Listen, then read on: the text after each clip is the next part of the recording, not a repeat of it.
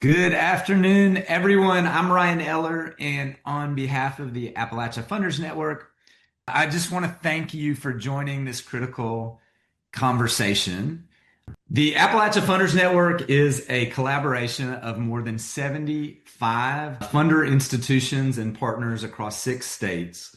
Collectively, we now know, thanks to this report, overseeing over $461 million in annual grant making to accelerate a just transition by strengthening the region's resilience, civic infrastructure, and capacity. And while our membership includes not only foundations, but also impact investors, financial institutions, CDFIs, CDEs, and public sector allies, today's briefing will focus primarily on philanthropic and private investments because that's where the data we're sharing is the most developed. The findings that we're going to talk about are sobering, but we also know that's not the full story.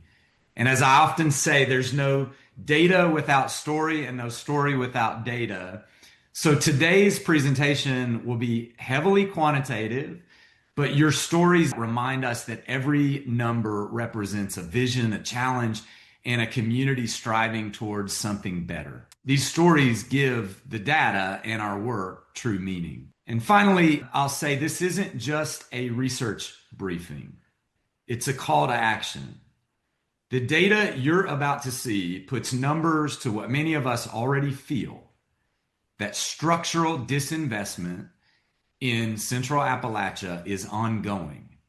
It's not just a thing of the past. But let's also be clear.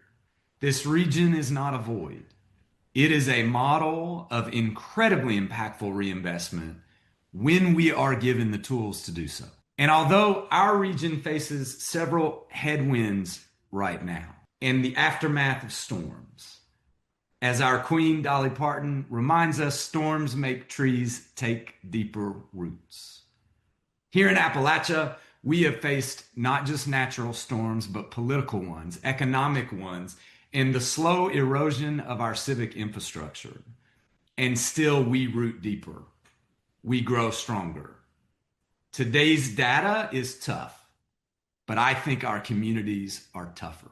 So without further ado, I'm honored to introduce Dr. Brad Fulton, Associate Professor at Indiana University's Lilly Family School of Philanthropy, and the lead researcher on this State of Funding in Appalachia study, along with his team at Smart Charity. Brad, thank you so much for your work and for being here to present this information. Thank you, Ryan, and thank you, Jess, as well, and also all the AFN members. I'm a researcher, but I'm also an applied researcher, and so I like to have my research make an impact. And so this has been a great exercise for myself and my team. Teja Berla is one of the lead researchers on this project, and everything you're going to see she built and created. She's done an amazing job of taking data and making it come alive. So I'm going to jump into the process of what we've discovered and share that with you. I'm going to start by walking you through the process of the dashboard that we created and where the data comes from. At the core is foundations. In the US, there's about 150,000 active foundations. And we pull our data from the IRS. Every foundation files their Form 990 PF or Form 990, and we pull in that data, clean it up, and then organize it, geolocate where all these foundations are located, and create analyses with that. The other subset is nonprofits. So you have foundations, about 150,000, and there's about 1 million or so active nonprofits that receive grants, that provide programs and services. They also file Form 990s, submit them to the IRS, and we extract that data and use it as part of our analysis. And then the link between foundations and nonprofits is the grants. Every year, there's about 2 million grants that foundations distribute to nonprofits throughout the U.S., and we've tied together the entire network of every foundation and every nonprofit that's received a grant from them. And that allows us then to see the distribution and the flow of funding throughout the nonprofit sector. And so when I was talking with Ryan, he's like, could you do an analysis that compares funding in the Central Appalachian region and an equivalent population? And he said there was a study that was done about 10 years ago that compared the Central Appalachian region with the San Francisco Bay Area region. Could we get a refresh of that and see, where is that funding at present? And so that's what we've done for this first set of analyses, is a comparison of the Central Appalachian region and the San Francisco Bay Area. The San Francisco Bay Area has a population of 7.6 million, and it's actually pretty equivalent to the Central App region, which has a population of 9.5 million. We looked at how many foundations are in these two regions, and we noticed that the Bay Area has twice as many foundations as the Central App region. So in terms of civic infrastructure, the Bay Area is already at an advantage compared to Central Appalachian. Where it's even a greater difference is the total amount of assets that these foundations manage. The foundations in the San Francisco Bay Area manage 20 times more assets than the foundations in the Central App region. And if you look at that at a per person analysis, it's 25 times. So if you think of all the foundations that are in San Francisco Bay Area, and you took all their assets and you divvied them up to everyone in the San Francisco Bay Area, each person in the Bay Area would get nearly $19,000. If you did that same thing in the Central App region, took all the foundations in the Central App region and took all their assets and gave them out to the people in the Central App region, each person would get only $700. So you see vast disparities in terms of the resources that both regions are starting with to address needs within their community. And one positive light where the Central App region is doing better is when you look at the foundations in the Central App region, 67% of the grants that they distribute go back into the region. So if you're a foundation located in Central App, there's a pretty good likelihood that your funding, or a large percentage of your funding, is going back into the region. Compared to foundations that are in San Francisco Bay Area, only 40% of the grants that they make go back into the San Francisco Bay Area. So that's foundations. If we look at nonprofits, we do a similar type of analysis, and we see there's actually more parity with regards to the number of nonprofits. San Francisco Bay Area has slightly more than the Central App, but in general, it's pretty equivalent.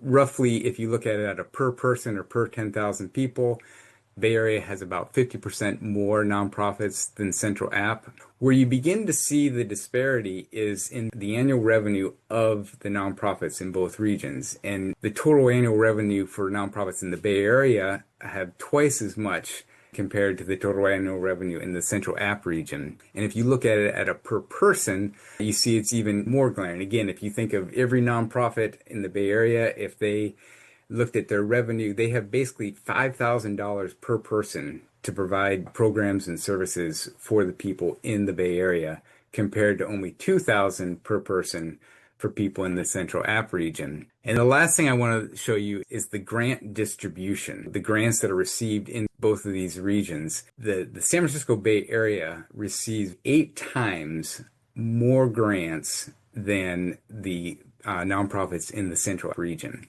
And if you look at that within the grants received per person, it's $1,000 per person living in the Bay Area. That's the amount of philanthropic funding that goes to the Bay Area every year. In comparison, the amount of philanthropic funding that goes to the Central region per year is $93 per person. So if you just think about these two different communities and the resources that are flowing into them, the San Francisco Bay Area is receiving substantially more philanthropic funding than the Central App region. And this is on a per person basis. And also, if you're a nonprofit in the San Francisco Bay Area, the mean size of a grant received is over $100,000. So if you're getting a grant, which is great, it's going to be a big grant. Whereas the mean size of grants received in Central App is $23,000. So both, it's hard to get grants in general, but then when you get it in the Central App region, it tends to be a substantially smaller grant. The last thing I want to look at is the amount of grants received from foundations outside the region. So the Bay Area, 55% of the grants that it receives comes from outside the San Francisco Bay Area, whereas in the Central App region, 73% of the grant dollars it receives comes from outside the Central App region. What that means is the foundations in Central App are funding a lot of nonprofits in the Central App region, but that's not sufficient. And so the funding also comes from outside the Central App region. So foundations outside Central App that are prioritizing, saying, hey, let's send funding to the Central App region. They're still getting substantially less funding, but they're reliant on outside funding more than the San Francisco Bay Area. This gives you a sense of our data that we're using, and really the core is the foundations, the nonprofits, and the grants that are distributed to those nonprofits. This gives you a big picture look at a comparison of two equivalent regions in terms of population size, but the disparity in philanthropic funding across those two regions. Before I dive into a deeper exploration of the Central App region, I want to pause and see if anyone has questions about the data or this big picture comparison analysis. We have one that just came into the chat, Brad, from Erica Mesker. Do grant totals include government funding or foundation funding only? The grant totals is philanthropic grants, so that can come from private foundations, community foundations, corporate foundations, but not government grants. To put it in perspective, every year philanthropic foundations distribute about $100 billion in grants. The federal government distributes $300 billion in grants. That's changing. The federal government is cutting way back in terms of the grant funding, but still, in the past, federal government has given 3 times the amount of grant funding than philanthropic funding. There's one more question from the chat from Amanda Calder. Did you consider other regions as a comparison? I realize that it's comparable population size, but as someone who has lived and worked in the San Francisco Bay Area for many years, there are so many other substantial differences, including wealth and income. So we built this off of the study that the National Committee of Responsive Philanthropy did 10 years ago, and they compared the Bay Area with the Central region. A more rigorous analysis could do a cost of living adjustment, but even if you take into account cost of living differences and income levels, I would say this is clear that the Bay Area gets disproportionately more philanthropic funding compared to Central App. And really, we can do a broader analysis to show the Central App region is probably one of the least funded areas in the entire country. We could definitely do analyses of other regions as well. And really what we want to do is set this as a baseline and then go deeper into Central App to really see the flow of funding and the distribution of funding within the Central App region. And so how about if we jump into that? What I'm going to walk you through here is an equivalent visualization dashboard, but it's just focused on the Central App region. And it's the same framework where we have the foundations, the nonprofits, and the grants. But this just focuses on the 236 counties within the Central App region. We did break it out by rural and urban to get a sense of, is there differences between the rural counties in Central App compared to the urban counties? What we see first off is the number of foundations. Again, there's population differences, but still the differences in the number of foundations doesn't make up for the population difference. And what we see here, and I think this is probably the most interesting one, is the total amount of assets that these foundations manage is significantly more per person in urban areas compared to the foundations in rural areas. And also what this shows is the amount of grants given within the region. So if you're a foundation located in a rural part of Central App, 83% of your funding goes back into the community. So we even saw the region as a whole, 73% goes back into the region, but even more so within rural counties. If there's a foundation in a rural county, most of its funding is going to stay within those rural areas. The darker the purple, the more amount of assets per person. What you can see here is variation across counties in terms of their assets per person. If we go over here and we do a ranking, we can say, okay, what county in the Central App region has the most amount of assets per person? And so we see here that Ohio, West Virginia has over $7,000 in assets per person. So we can go over and look at Ohio County, West Virginia. And we see that it has 103 foundations, over $300 million in assets. This is across all the foundations in that county. and the amount of assets per person is 7,335. And then we can see the amount of grants that they've given in the past year, and it's $13 million in grants. And the amount of that that's been given within the county is $8 million, which is about 61% of its grant giving. So $8 million, 61% goes back into Ohio County, West Virginia. And so if you're interested in Ohio County, West Virginia, you can click on it and drill down in and see, okay, well, where are the foundations? What are the foundations? You'll notice on the left side here, it lists out all the foundations in Ohio County, West Virginia. You don't see 103 dots on the map, and that's because they're concentrated in very similar places, and so they're stacked on top of each other. But if you wanted to, you could drill down in and see the location. I encourage you to explore and dig into this data. We're going to make this dashboard available to everyone, but this gives you a sense of if you want to do a deeper dive into a particular county. And also, we see that there's disparities more broadly across counties, because if you take another county like Lawrence County, Ohio, it has relatively the same amount of population, but you'll notice that the number of foundations in Lawrence County is just one. Now, there might be more than one foundation in Lawrence County, because sometimes if a foundation does a paper filing of their tax forms, or if the IRS hasn't processed a particular foundation's information, we won't have that data. But it's safe to say that Lawrence County has disproportionately less foundations than Ohio County, West Virginia. And so you can click on this one as well. The other thing I want to point out is that there's 30 counties in the Central App region that have no foundations, no active foundations in 30 counties. And there's, if you notice here on the left side here, there's 70 counties that have less than $1 of assets per person.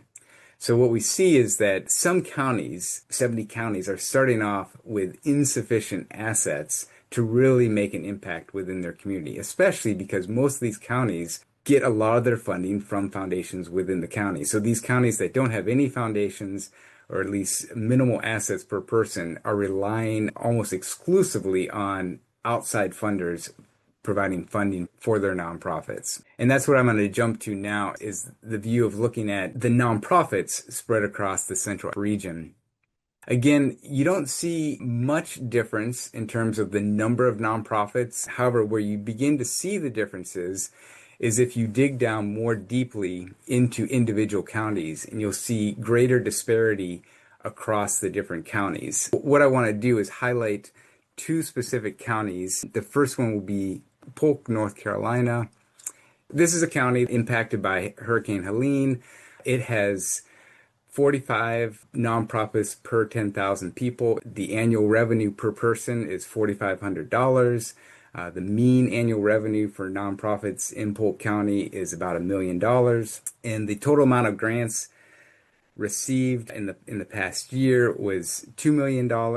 Half of that was received from outside the county. So Polk County gets half of its funding from places outside of Polk County. So what you can do is drill down into this view as well and see the distribution of nonprofits throughout Polk County. And again, on the side here, we have all the different nonprofits listed. You could even hover on a particular nonprofit. You could see, okay, this is Cooperus, and its annual revenue is $13 million. And you can do that across the board and explore the distribution of nonprofits within the particular county and information that they have on each of the nonprofits.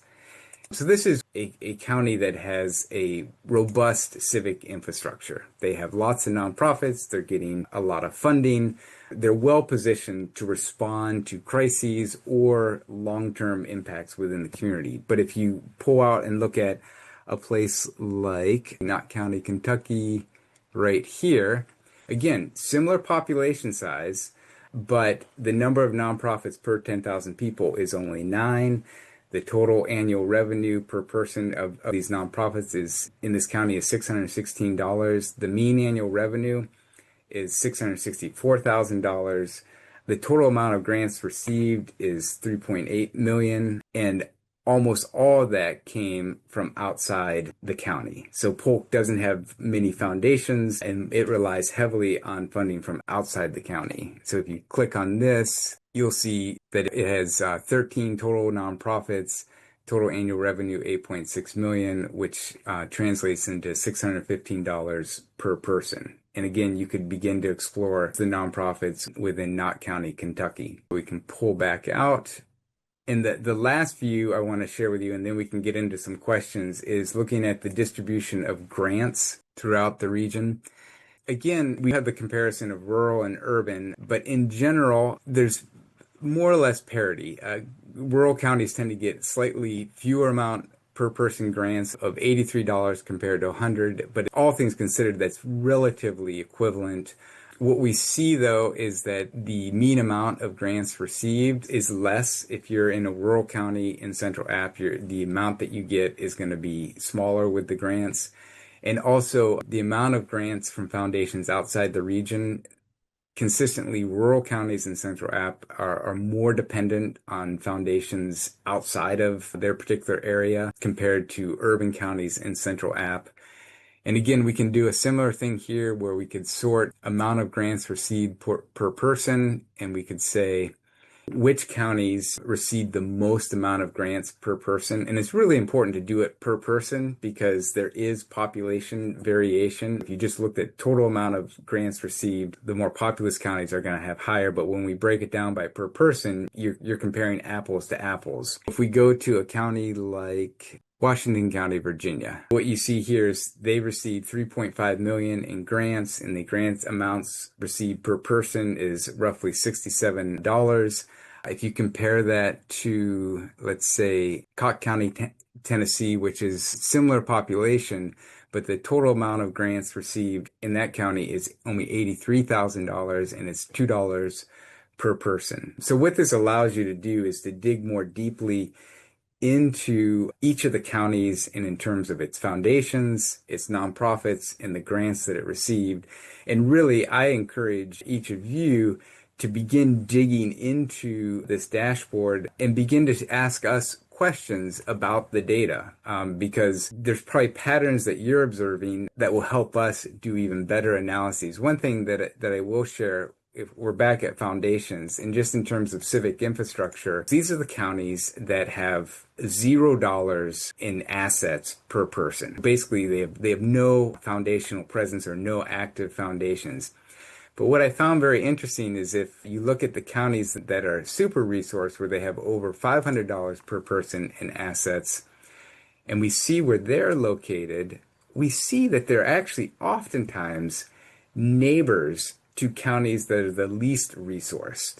And so there's an opportunity there of recognizing, hey, we are a heavily resourced county in terms of the assets that our foundations manage. And we're right next door to a county that functionally has zero philanthropic funding available for its community. And so even things like this, where you could just go through and say, okay, could the foundations in one county adopt a neighboring county that has zero resources and think of strategic ways to distribute the philanthropic dollars in a way that's more balanced and proportional to the needs within those communities? So I'm going to stop right here and open it up for questions to you all, again, about the dashboard or even larger pictures of some of the questions that this raises for you as a funder.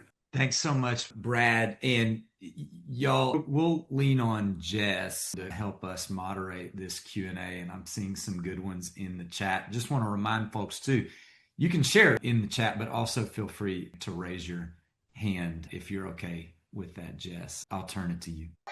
Thank you, Ron. Just to reiterate, if y'all have questions, please feel free to ask them in the chat. One I do want to speak to that came through, Brad, while you were giving your overview was from Kristen Walker Collins at Foundation for Appalachian Kentucky, who had a question as it relates to clarifying data and went on to say several of their affiliate partners were not on the map, likely due because they don't file a 990. So can you provide a little bit of information about what data sources you were using to support and feed this map?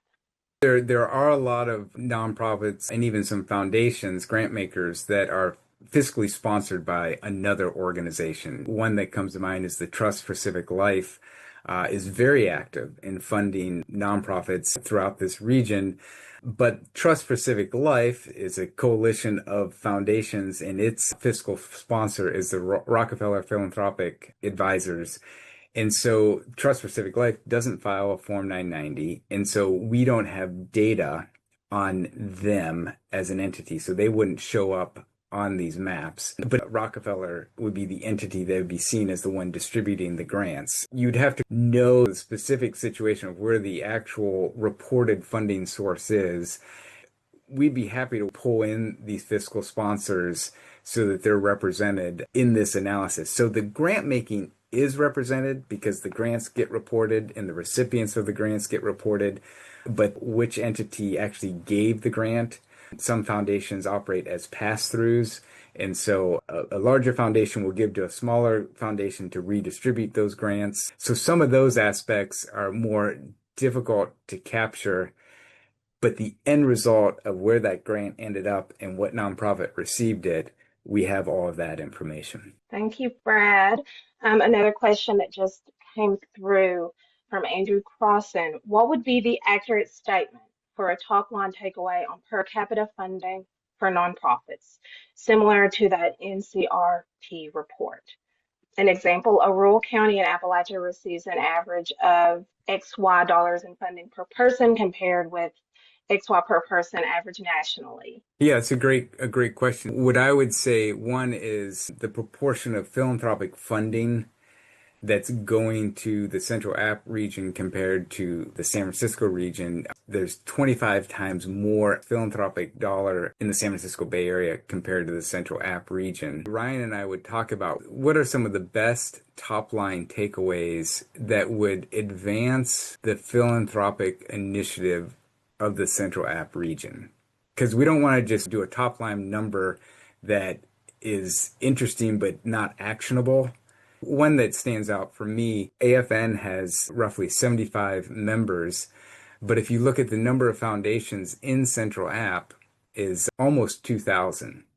So in a sense, there's 1,900 foundations in the Central App region that are not actively connected with AFN. And there's even more foundations outside the region that are funding nonprofits in the region, and they could really benefit from being in association and conversation with AFN members to say, okay, we give to a nonprofit in this particular county, but we had no idea that this county already receives substantial amounts of grant funding when right next door there's another county that receives almost no funding. And we don't know this region super well. What are the nonprofits in that county that are under-resourced that we could develop strategic partnerships with? I like your question. I'm punting on it only in the sense that I want to really think strategically about what the top line takeaway is, because there are a lot of them, but which ones are going to best serve the mission of AFN? Let me just add to that, Brad. I think that's spot on. And I would encourage any of our partners and members, if there are key takeaways that really stood out to you, we're putting together a suite of social media graphics that will roll out over the next few weeks. One of those that we've already developed is the philanthropic giving per capita. This is the same chart that was done years ago with the As the South Grows report. Now we have updated figures, but there are others that we'll be developing. And so if those stood out to you, please let us know as we develop that toolkit for partners as well that we hope you can use in your engagements inside and outside of the region. Yeah, I would say one particular takeaway that stood out to me when I was looking at this was the 70 counties that have less than $1 per person in terms of philanthropic assets. To me, that's very striking. And it reveals how the disparities in philanthropic funding that's available, because a lot of times communities get their funding from local foundations. And if your community doesn't have any foundations or no assets, then you're going to be at a disadvantage compared to neighboring counties that have a more robust civic infrastructure. So I have a question about that. Yeah. So just like when a foundation gives to a DAF, and then the DAF gives it out as grants. And you can track some of those grants, but it's also kind of hidden. It's the same for grantees. So for example, if an organization like SOAR receives lots of funding, but they serve a large regional area, then it's going to show up in these maps as going to one county, but it's actually being spent and deployed across multiple counties. So I just want to poke at that a bit and maybe caution that's also one of the issues with some of the data, right?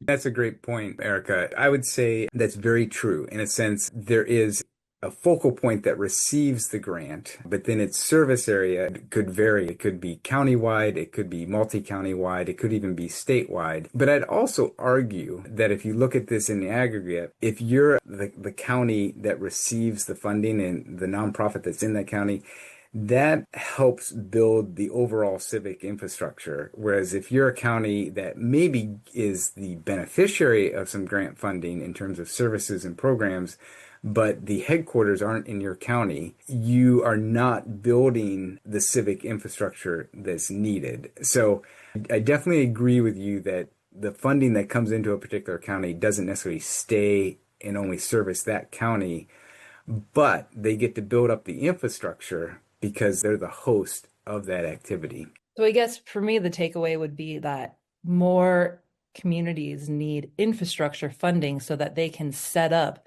solid foundations to have community engagement, which I feel right now is severely lacking, that kind of infrastructure to establish new sources of civil society engagement, particularly rural areas. Yeah, I agree. Now, I come from Indiana, which made the map, but no data on it. One thing about Indiana that's unique is that the Lilly Endowment established community foundations in every county in Indiana. So all 92 counties in Indiana, each of them has a community foundation.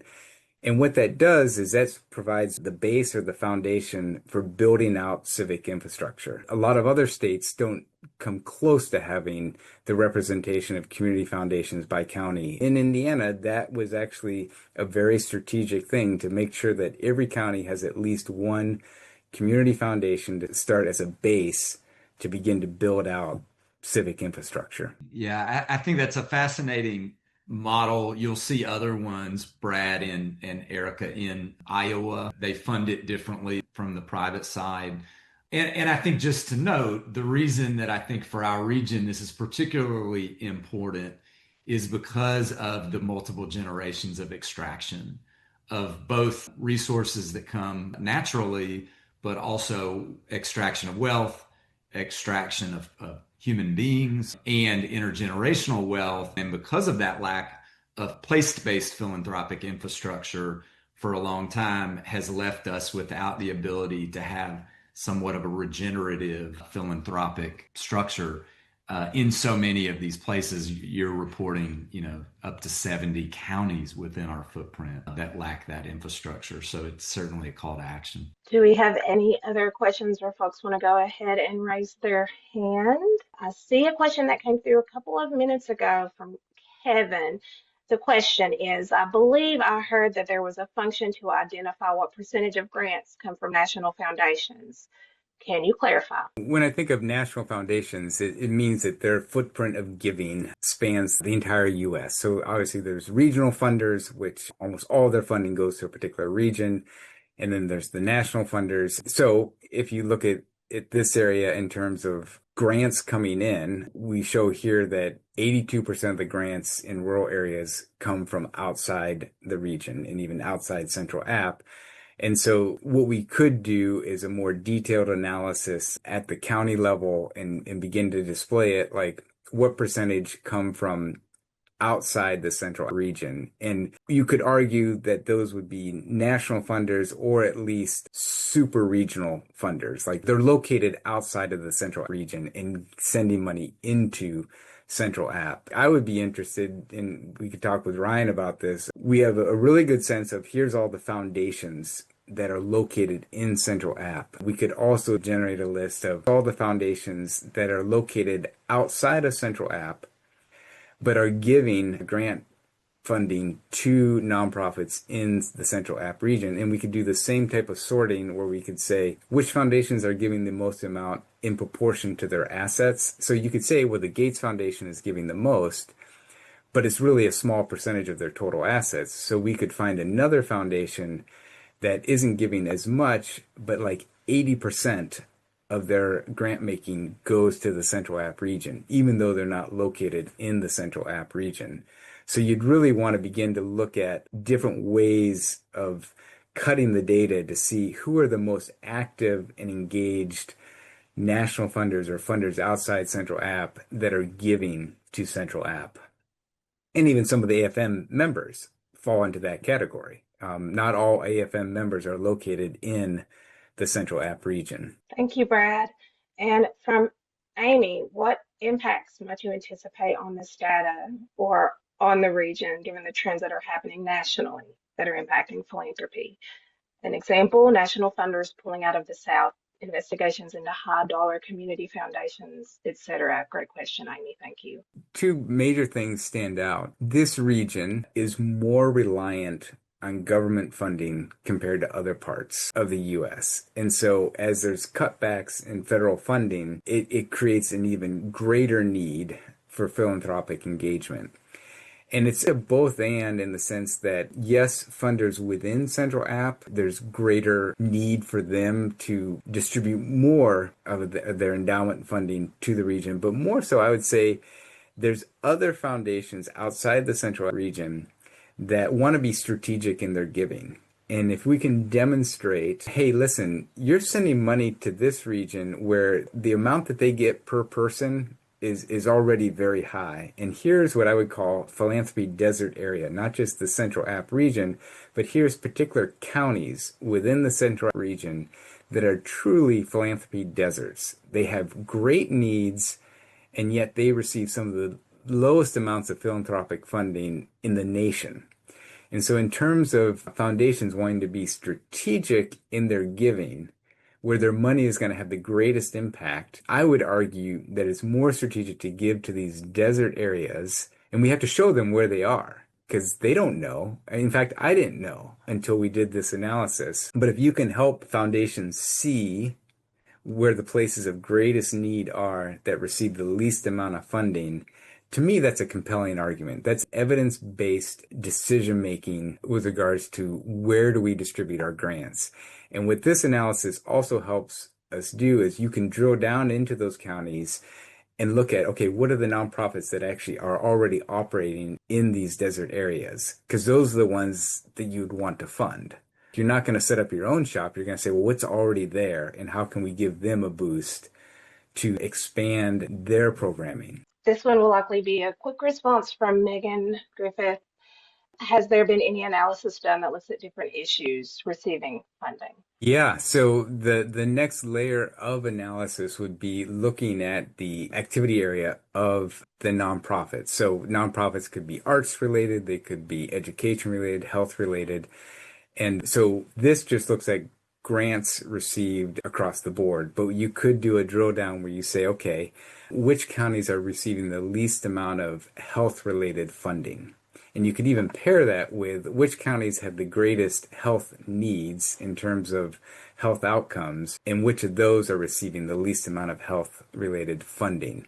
And also we can look at it from the foundation perspective. We could take each of AFN's members and look at all of their grant making and say, okay, what proportion of their grant dollars go to nonprofits that are education related? What proportion go to nonprofits that are arts related? And again, you could take it down to a next level to look at grant making by activity area. Well, for the sake of time, y'all, let me just close quite plainly. It was mentioned by Brad that our region relies more heavily on federal funding than nearly any other. Right now, there's a bill moving through Congress that threatens to gut some of the programs and agencies that our people, particularly in rural areas, depend on. And of course, that comes with many of our communities who are still recovering from the tornadoes that we mentioned, from flooding, from Hurricane Helene, the most destructive storm in our region's history. And we know, not just from this data, but we knew before, that philanthropy must do more in our region. But simply put, philanthropy cannot do this alone. Even if every single private foundation spent down its endowment tomorrow, it would only fund essential services that the government supports for 76 days. Philanthropy cannot replace public systems, but it can and must invest in the civic muscle that keeps our democracy alive. And it must begin to reinvest with justice in the communities whose land, labor, and people, like Appalachians, built this country. And so let me talk very specifically for just a moment to my fellow Appalachian funders in saying, if you're wondering whether this region still has fight in it, I'll remind you, District 12 is us, Appalachia. Like Katniss Everdeen in the Hunger Games, we know what it means to be underestimated. We know what it means to rise. We don't just carry the fire, we are the fire. And this moment isn't just about data, it's about who we choose to be in the face of generational disinvestment. And it's about what we're willing to build together. So as we close, there's a few actions that I just want to encourage all of us to take. First, please share this data. Use it to inform your strategy, to challenge assumptions, to challenge the assumptions that you think the data is showing, and call other folks into action. And then finally, if you're serious about changing the story, about ending the cycle of extraction and disinvestment, the Appalachia Funders Network is here for that. So join us, partner with us.